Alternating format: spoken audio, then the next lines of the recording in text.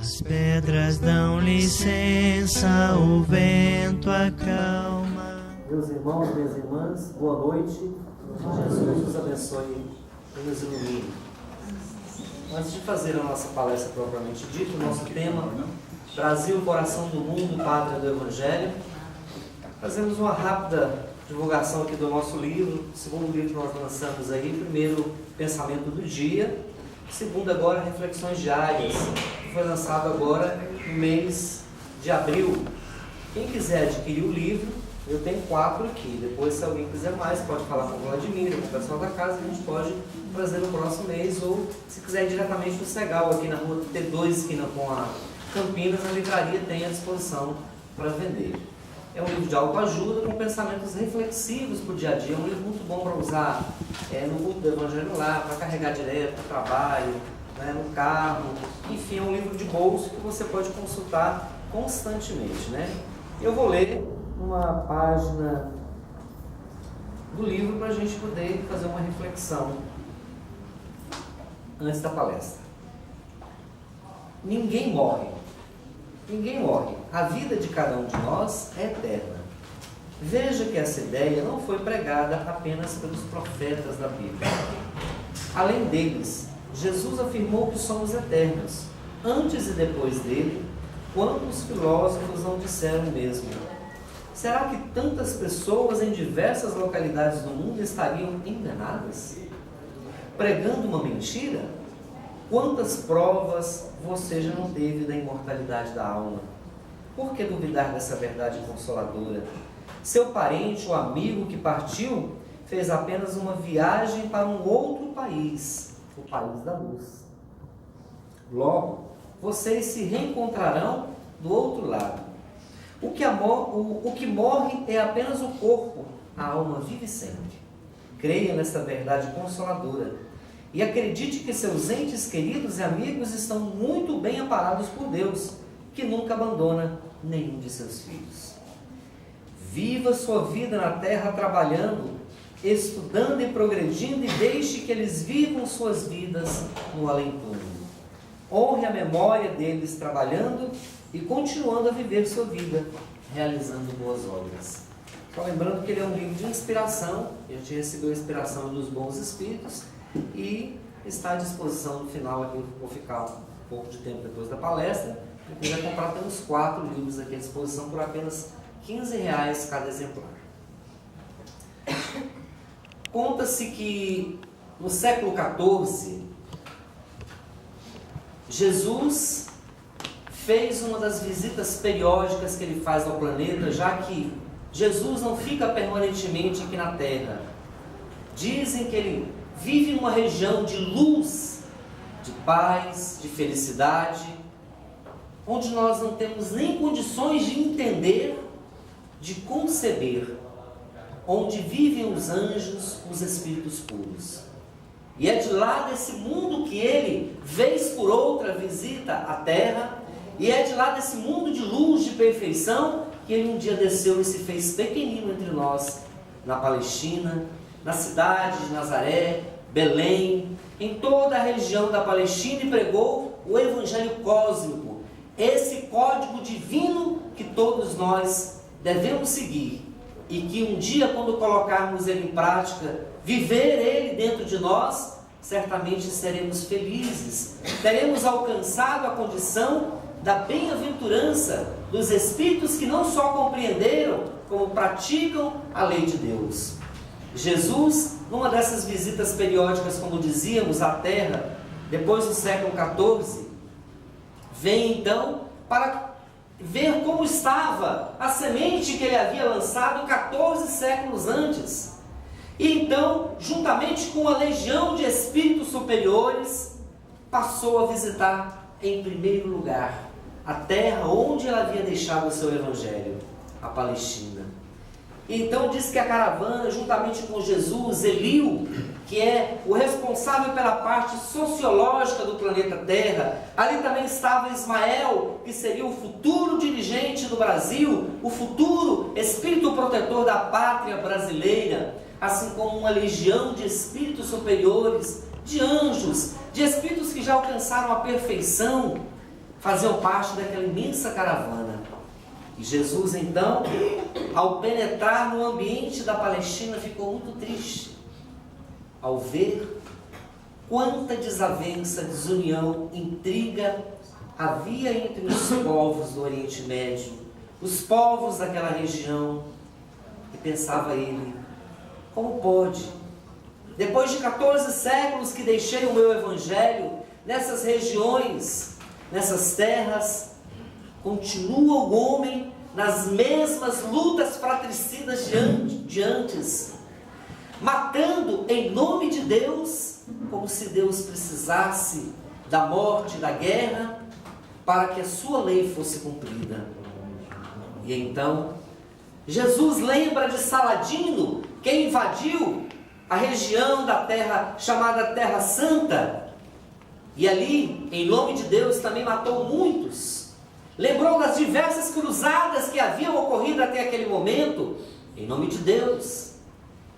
E hoje em dia, ainda continua, depois de 6 séculos, no ano 2014, ainda naquela mesma região, se faz a jihad. Matar em nome de Deus é permitido. O islamismo, não o islamismo puro, não a mensagem de Maomé certamente, mas os radicais islâmicos acreditam que matando em nome de Deus, eles estarão justificando essa fé, eles estarão levando a mensagem de Maomé, a mensagem de Deus aos outros povos. É preciso aniquilar os infiéis, dizem eles, e matam então em nome de Deus, como se Deus precisasse de homens para matar outros homens, para que a sua lei, para que a sua mensagem fosse levada a outras pessoas e a outros povos. E então Jesus, observando o panorama terrestre, naquele momento, pede para se deslocar para outras terras.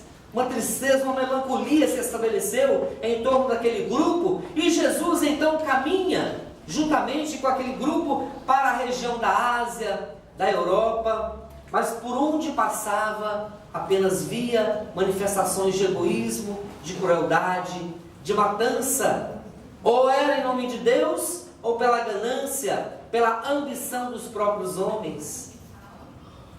E já o ambiente estava muito triste, a melancolia se abatia sobre todos aqueles.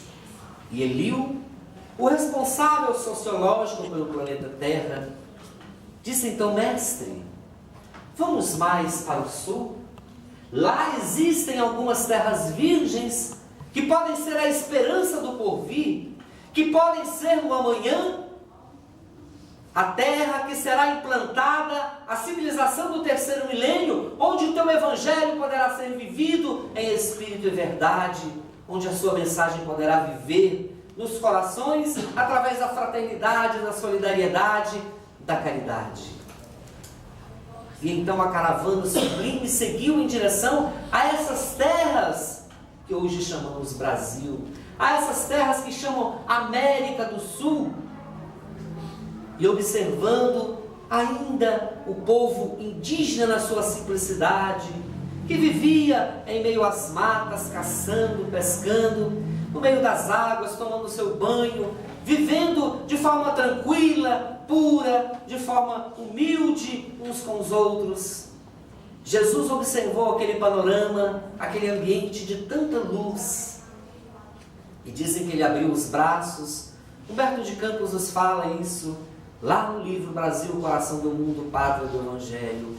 Dizem que Jesus abriu os braços e abençoou todo o povo brasileiro, toda a nação brasileira, todas aquelas terras que haviam virgens ainda, inabitadas pelos futuros habitantes, mas já habitadas por mais de 5 milhões de índios.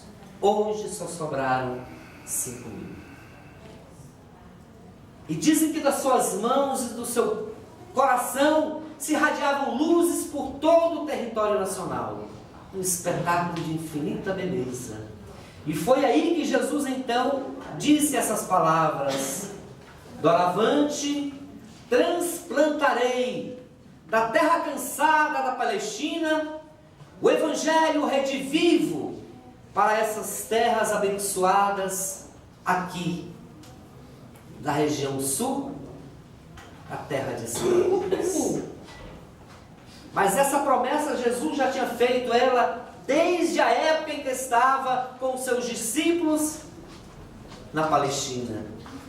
Quando então ele, percebendo a incredulidade dos doutores da lei, a frieza dos doutores da lei, e a forma como tratavam a ele próprio, quando ele muitas vezes chamava aqueles doutores da lei de hipócritas, quantas vezes ele não repreendeu aqueles doutores da lei que da religião, da bondade, do amor só tinham a palavra, pregavam para os outros, mas não viviam dentro de si a palavra de Deus, o ensinamento divino, a lei do Pai.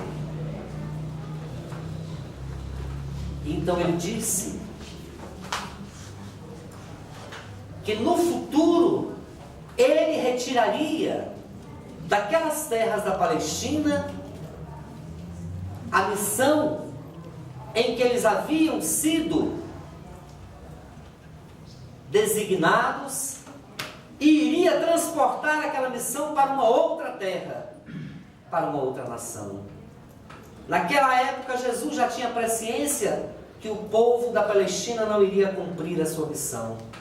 O Evangelho do Cristo tem sido trazido ao longo dos séculos, tem sido desvirtuado por muitas pessoas, por muitos homens, dentro da Igreja Católica.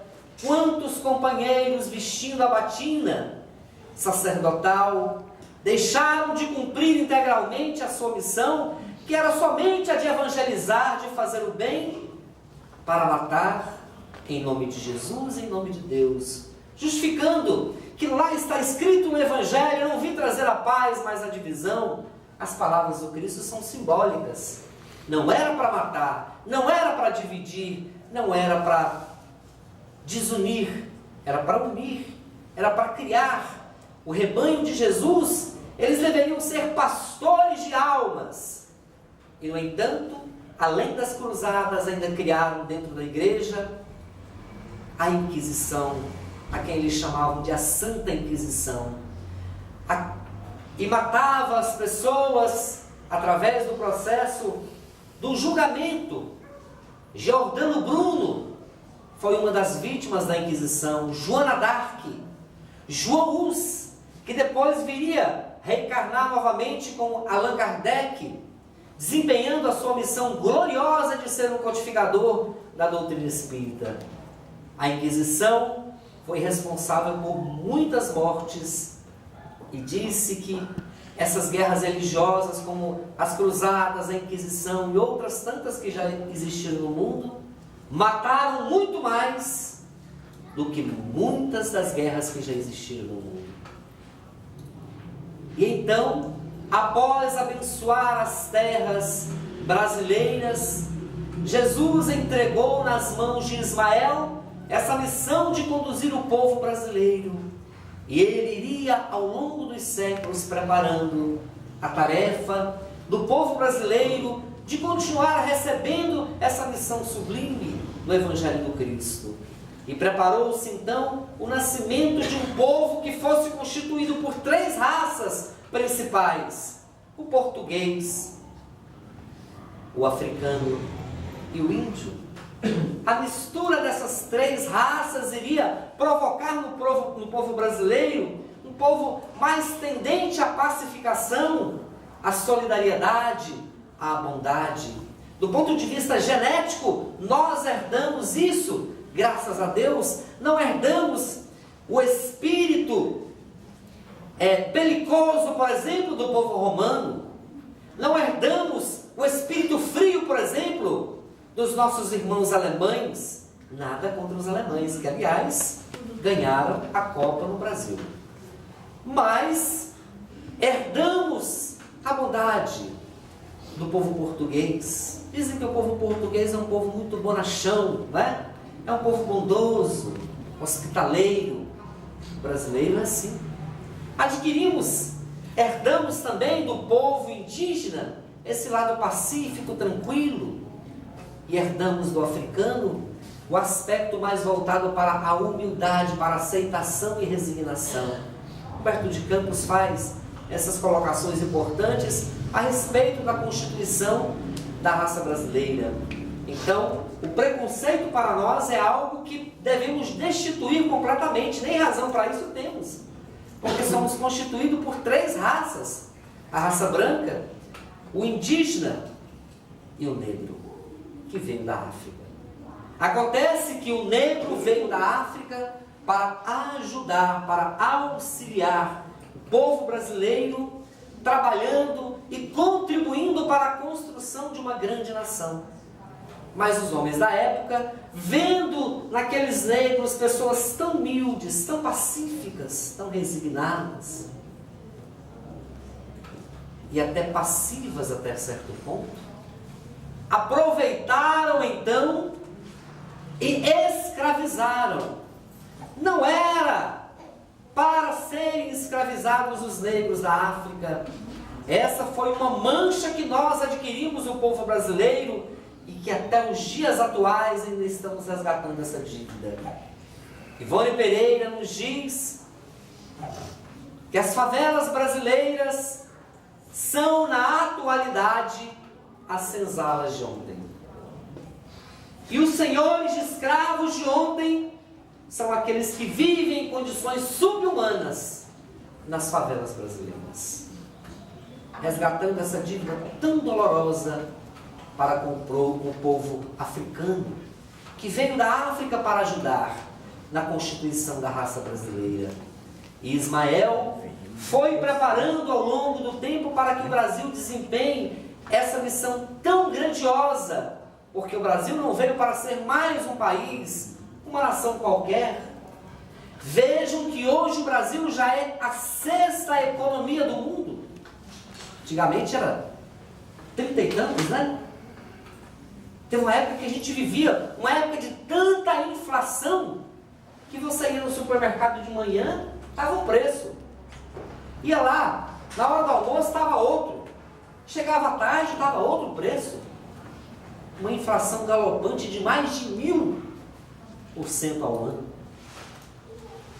Hoje, graças a Deus, a inflação está mais ou menos controlada. Temos uma condição melhor, porque o Brasil precisava dar uma respirada, porque o Brasil tem de desempenhar essa missão de ser a civilização do 3º milênio e tem a missão de ser o celeiro do mundo. Não há nenhum país no mundo em que a agricultura seja tão bem estruturada quanto no Brasil. A agricultura no Brasil e terras férteis não existe. Há muitos países grandes do ponto de vista geográfico, mas não com tantas terras férteis como o Brasil. O Brasil, então, ele é o celeiro do mundo.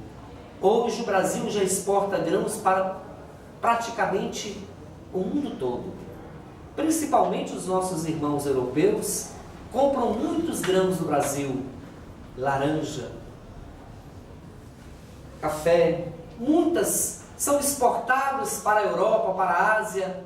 Muitos grãos e muitos produtos que são produzidos na agricultura brasileira, assim como o gado também, são exportados para vários países do mundo.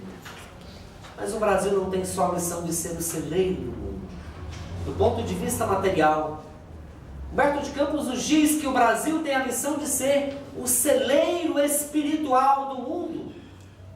Ora, como é que nós vamos entrar no mundo da regeneração se essa regeneração não for germinada, não for trabalhada por um país para que ele dê esse exemplo aos países do mundo, a todos os países dos outros hemisférios? Pietro Baldi, no seu livro, em que ele trata da questão do Brasil, Profecias, ele diz que o Brasil tem essa missão grandiosa de abrigar a civilização do 3º milênio.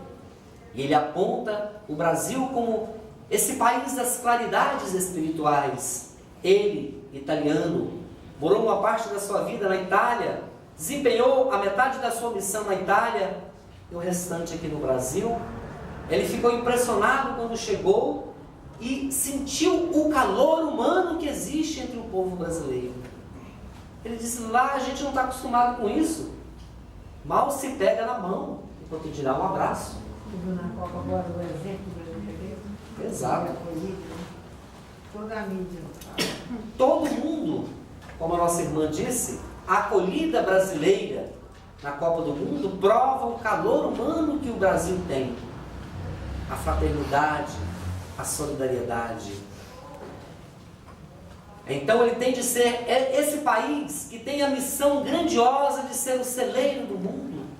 O Brasil tem de dar o exemplo da fraternidade, o exemplo da solidariedade, da caridade, da união, para que esse exemplo possa contagiar os povos do mundo.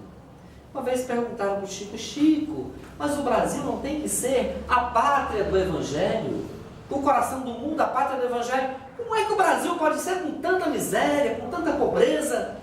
Eu disse: por isso mesmo. Não vamos esperar que seja tudo muito fácil para a gente ser a pátria do Evangelho. Vamos pegar uns exemplos dos grandes missionários que passaram. O próprio Chico, o Chico passou por muitas situações de pobreza. Seu pobre, de uma família muito humilde, muito pobre. Aos 4 anos a sua mãe desencarnou. O pai saiu espalhando os filhos, se não me engano eram 11 filhos. E ele ficou com a madrasta. A madrasta dava 3 surras nele por dia. E ainda usava o garfo para dar umas garfadas. Ele ficou com cicatrizes porque ela dava garfadas na sua barriga. Uma vez até pediu para ele lamber uma ferida de um menino. A ferida não estava curando. E a mãe ficou sabendo que quando o cachorro lambe a ferida, cura. Falou: mas não tem um cachorro em casa, serve o Chico mesmo. Vem cá, Chico, pediu. E na hora de fazer o negócio, ele falou: meu Deus, eu não posso fazer isso. Ele era criança, né? E aí a mãe disse: faça, meu filho. Disse que a mãe foi lá e jogou um pozinho, alguma coisa, né? E ele lambeu a ferida. Muito triste. Vamos pegar o exemplo de Kardec, Paulo, Pedro, todos os grandes apóstolos. Todos eles viveram muitas dificuldades. A gente vai então querer conquistar esse título de coração do mundo e pátria do Evangelho à sombra de uma árvore? Deitado numa rede, folgado e tranquilamente? Não. É um título que vai ser conquistado com muita dor, com muita luta, com muita dificuldade. Quanto mais dificuldade, mais união. Quanto mais luta, mais nós vamos crescer como nação, como povo brasileiro, como povo, e certamente vamos dar esse exemplo para o resto do mundo. Cada país tem o seu momento histórico e o Brasil não poderia perder essa oportunidade. Está fadado a essa missão sublime. Ontem, se nós observarmos a história, a Grécia teve o seu momento glorioso, porque a Grécia até hoje é estudada na história. Até hoje a Grécia ainda é comentada pela mídia. As Olimpíadas que foram criadas há mais de 2000 anos atrás, até hoje ainda existe. A filosofia grega até hoje não foi ultrapassada. Aristóteles ainda é a base, assim como Platão, da filosofia em muitos aspectos até os dias atuais. O rapaz aqui do lado pediu para o dono do Fiat tirar o carro que está no portão dele, ele precisa sair. É um Fiat, placa 32. Da mesma forma, o teatro grego tem as suas raízes até hoje plantadas em diversas localidades do mundo e tem sido estudado. A arte grega, a filosofia, e foi se espalhando pelo mundo. E como em nenhum lugar do mundo a filosofia funcionou tão bem quanto na Grécia. Sócrates, Platão, Aristóteles e tantos outros filósofos que fizeram da filosofia grega um conhecimento bastante aprofundado, ensinou o homem a pensar. Hoje nós aprendemos a pensar graças aos gregos. A doutrina espírita é uma filosofia, religião e ciência, mas se ela é filosofia, ela nos ensina a pensar.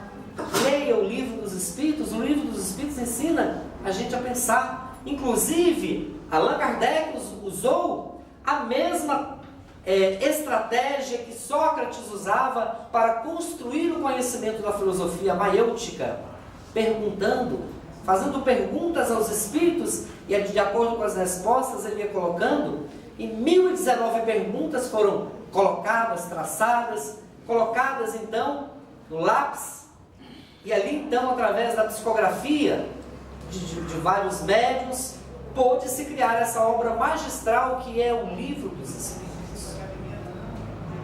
A Grécia teve o seu momento glorioso. Roma também foi confiado ao povo romano a missão de universalizar os conhecimentos. Foi confiado ao povo romano, da mesma forma, a missão de congregar todos os povos daquela época. E era para, naquela época, já termos conquistado uma condição bem melhor. Se Roma não tivesse construído o seu caminho pela guerra, talvez hoje o mundo já seria um mundo regenerado. E a espiritualidade superior está esperando essa mesma coisa de nós nesse momento atual. Dizem que Jesus, com uma legião de espíritos superiores, teve aquela terceira reunião. A primeira foi na formação da Terra, a segunda na vinda do Cristo, e a terceira foi em 1969, quando o homem foi para a Lua, e que a espiritualidade superior ficou muito preocupada, porque diante de tanto egoísmo, tanto orgulho, ainda no coração humano, o homem já estava enviando uma nave tripulada à Lua. Era muito preocupante tudo isso. Para os espíritos superiores. Fizeram então a reunião e na decisão que foi tomada, deram um prazo aos homens da Terra. Por isso que o povo fica prevendo, o mundo vai acabar tal ano, vai acontecer isso, e nunca acontece. Observaram que não acontece? Acontece que houve um prazo para o planeta Terra, para os homens da Terra. Se nós até o ano 2019, está chegando, 2014, faltam 5 anos. Se todas as nações, todas, sem gerar uma terceira guerra mundial, uma guerra nuclear, ou a primeira guerra do século XXI, se todo mundo conseguir, a partir de aí, Jesus, que é o diretor da Terra, o governador do planeta, juntamente com a sua legião de espíritos que dirigem o planeta, vai tomar novas decisões para a evolução da Terra. E a Terra vai então ter uma evolução muito rápida e já vai entrar na história dos mundos regeneradores. Já vai fazer parte do rol dos mundos que já estão começando a se regenerar. Isso acontecendo, ficaremos muito felizes, porque vai ser descoberta a cura para o câncer, para a AIDS, para todas as doenças. Muitas coisas vão acontecer, a ciência vai alcançar culminâncias elevadíssimas, assim como a arte, a filosofia, a educação e assim por diante. Rapidamente os espíritos superiores vão encontrar solução para muitas situações, inclusive a miséria, que vai deixar de existir em pouco tempo na Terra.